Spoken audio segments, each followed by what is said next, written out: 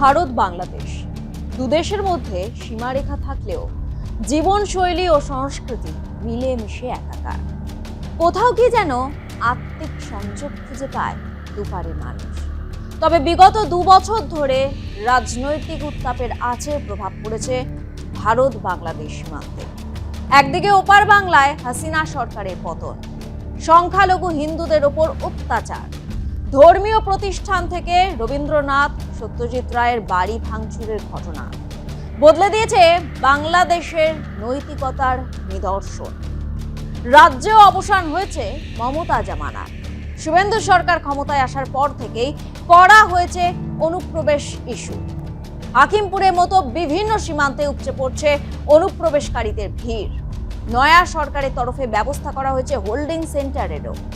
এইদিকে নতুন করে সমস্যার সৃষ্টি হয়েছে সীমান্তে।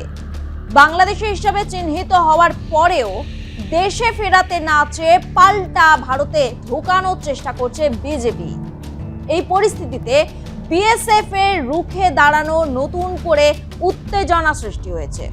নিজের দেশের মানুষদের বাংলাদেশে ফেরাতে না চাওয়ার ঘটনাকে বিজেপির চরম অমানবিকতার নিদর্শন হিসেবে দেখছেন ওয়াকিবহাল মহলের একাংশ। এদিকে খোলা আকাশের নিচে প্রায় 4 দিন নদিয়ার হোগলবেড়িয়া থানার রানীনগর গ্রাম এবং ওপার বাংলাদেশের কুষ্টিয়া জেলার বেলগাথিয়ার মধ্যবর্তী প্রকৃত নিয়ন্ত্রণ রেখা সংলগ্ন 0 পয়েন্টে ভারতের কাটার তারের বেড়ার ওপারে মাথাভাঙা নদীর ধারে একটি পাট ক্ষেতের পাশে আশ্রয় নিয়েছিলেন 4 শিশু ও নারী সহ 12 জন। অভিযোগ, শুক্রবার ভোরে তারা যখন বাংলাদেশে নিজেদের বাড়ির উদ্দেশ্যে রওনা দিতে যান, তখনই বাংলাদেশের সীমান্তরক্ষী বাহিনী এবং স্থানীয় কিছু মানুষ পুশিনের অভিযোগ তুলে তাদের পথ আটকায়। শুধু তাই নয়, তারা যদি বাংলাদেশে ঢোকার চেষ্টা করেন তবে তাদের খুন করা হবে বলেও হুমকি দেয়া হয়। খোলা আকাশের নিচে টানা 4 দিন রোদ বৃষ্টির মধ্যে প্রায় অভুক্ত অবস্থায় কাটানোর ফলে 4 শিশু সহ সকলেই গুরুতর অসুস্থ হয়ে পড়ে। একদিকে শারীরিক অসুস্থতা, অন্যদিকে ওপার থেকে আসা অনবরত প্রাণনাশের হুমকি, সব মিলিয়ে এক অমানবিক পরিস্থিতির সৃষ্টি হয় 0 পয়েন্টে। এই মারাত্মক ও অমানবিক পরিস্থিতির খবর পৌঁছয় বিএসএফ এর কাছে। এই পরিস্থিতি দেখে বিএসএফ এর স্থানীয় কর্তারা বিন্দুমাত্র সময় নষ্ট না করে বিষয়টি শীর্ষ আধিকারিকদের জানান। এরপরই মানবিকতার খাতিরে সোমবার বিকেলে বিএসএফ ও বিজেপির সঙ্গে ফ্ল্যাগ মিটিং ডাকা হয়। কিন্তু ওপার বাংলার একাংশের অনড় মনোভাবের কারণে দীর্ঘ বৈঠকেও কোনো সমাধান সূত্র মেলেনি।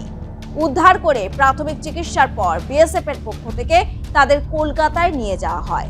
বিএসএফ এর এই মানবিক পদক্ষেপ প্রচুর প্রশংসা কুড়িয়েছে আন্তর্জাতিক মহলে। কি রে, তোর বেশ র্যাশ হয়েছে দেখছি। হ্যাঁ রে, কি করবো বলতো, র্যাশগুলো কিছুতেই কমছে না। অনেক কিছু ইউজ করলাম তবুও কমছে না। আমার মনে হয় তোকে কোনো একজন ভালো ডার্মাটোলজিস্টের কাছে দেখানো উচিত। তুই ঠিক বলেছিস, কিন্তু কোনো ভালো ডার্মাটোলজিস্ট থাকলে একটু সাজেস্ট কর না প্লিজ। এই তোর তো একবার র্যাশ হয়েছিল না? তুই কোথায় দেখিয়েছিলিস? তুই একবার গৌরীদেবী হসপিটালসে দেখাতে পারিস, ওখানে ভালো এক্সপিরিয়েন্স ডার্মাটোলজিস্ট আছে। আমারও সেম প্রবলেম হয়েছিল, এখন ওখানে ট্রিটমেন্ট নিয়ে আমি এখন ঠিক আছি।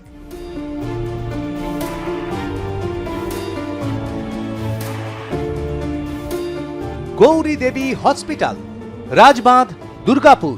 যোগাযোগ 8001003333, 8001113333।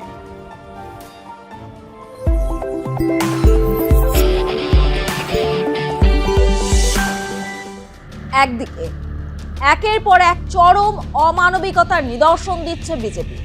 অসমের কাছাড়ের কাটিগড়া সীমান্তে চাষের জমি থেকে এক ভারতীয় কৃষককে মারধর করে বাংলাদেশিরা তুলে নিয়ে গিয়েছিল বলে অভিযোগ। দীর্ঘ চেষ্টার পর 60 বছরের সেই কৃষক রঞ্জিত দাসকে বাংলাদেশে ভারতে ফিরিয়ে আনা হয়।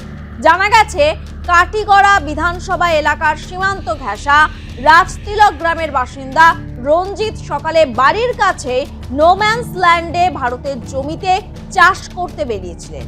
এরপরে তিনি আর বাড়ি ফেরেননি। স্থানীয় পরিজনরা দীর্ঘক্ষণ খোঁজাখুঁজির পরে সন্দেহ হয় বাংলাদেশি দুষ্কৃতীরা হয়তো তাকে অপহরণ করে সীমান্তের ওপারে নিয়ে গিয়েছে। স্থানীয়রা কাঁটাতার সংলগ্ন এলাকায় বিক্ষোভ দেখাতে থাকে। কাটিগড়া থানার পুলিশ প্রশাসনের আধিকারিকেরা বিধায়ক কমলাক্ষ দে পুরকায়স্থ ও জাকারিয়া আহমেদ পান্না, সাংসদ পরিমল শুক্রবৈদ্য ঘটনাস্থলে পৌঁছন। মন্ত্রী কৃষ্ণেন্দু পাল খবর দেন মুখ্যমন্ত্রী হেমন্ত বিশ্ব শর্মাকে। ডিজিপি হরমিত সিংকে বিষয়টি তদারকির ভার দেন হেমন্ত। বিএসএফ ও বিজেপির দফায় দফায় বৈঠকের পরে রঞ্জিতকে রাতে বিএসএফ এর হাতে তুলে দেয় বিজেপি। তার শরীরে কিছু আঘাতের চিহ্ন মিলেছে। রঞ্জিত সাংবাদিকদের জানান, মঙ্গলবার 31 নম্বর বিওপি গেটের পাশে নোম্যান্স ল্যান্ডে ভারতেরই জমিতে চাষ করছিলেন। তখনই সুরমা নদী পার করে নৌকায় আসা বাংলাদেশিরা তাদের উপর চড়াও হয়। বচসা ও ধস্তাধস্তির মধ্যে বাকিরা পালালেও রঞ্জিতকে মারধর করে নৌকায় তুলে বাংলাদেশে নিয়ে যাওয়া হয়। বাংলাদেশিদের ভারতের জমিতে হানাদারি ও অপহরণের ঘটনা নিয়ে রীতিমতো চিন্তিত বিএসএফ। একদিকে বাংলাদেশ সরকারের তরফে পুশ ইন বন্ধে দিল্লিকে বহু চিঠি পাঠানো হয়েছে বলে জানিয়েছেন সে দেশে বিদেশ প্রতিমন্ত্রী শামা ওবায়েদ ইসলাম। সীমান্তে বাংলাদেশের গ্রামবাসীরা ভারতের দিকে ইট ছুটছেন।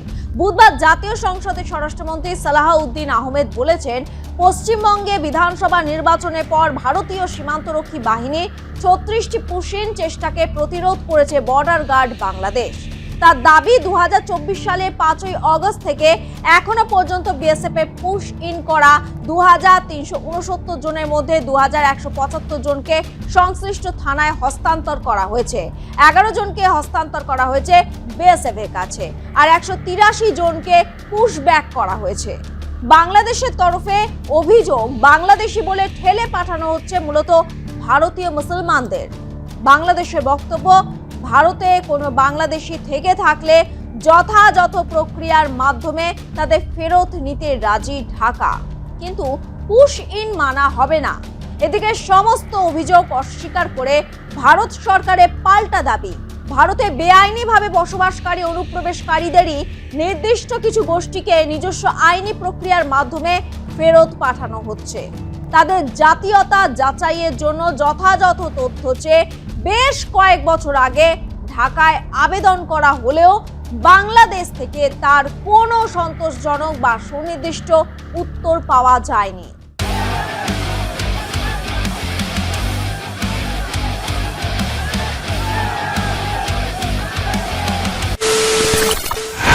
খবরের নামে প্রতিদিন সন্ধে আপনার ড্রয়িং রুমে কি শুধুই চিৎকার চেঁচামেচি খেয়ে আসে?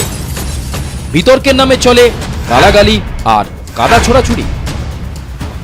এবার সময় পরিবর্তনের, কারণ আমরা কান ফাটানো চিৎকারে বিশ্বাস করি না। আমরা বিশ্বাস করি খবরের সত্যতায়। আমরা কোনো পক্ষের হয়ে গলা ফাটাই না, আমরা সাধারণ মানুষের হয়ে প্রশ্ন তুলি। চিৎকার নয়, শুধু খবর হবে যেখানে বিতর্ক আছে কিন্তু কুৎসিত ঝগড়া নেই। সঠিক তথ্য, বিশ্বস্ত খবর। নজর রাখুন আর প্লাস নিউজে।